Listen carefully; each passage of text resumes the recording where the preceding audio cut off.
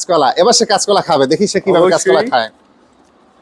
Naga sauce কিন্তু অবশ্যই Naga sauce থাকবে, মাস্ট বি। আপনি কিন্তু চাইলে লবণও নিতে পারেন ভাই। না লবণ লাগবে না, নাগা দিয়ে খেলে ভালো হবে।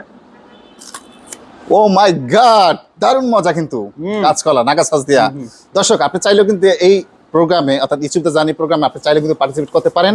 আর সেখানে কিন্তু আমাদের এই যে ভিডিও, এই ভিডিও নিচে আপনি কিন্তু চাইলে কমেন্ট করে আপনি কিন্তু আসতে পারবেন এই প্রোগ্রামে।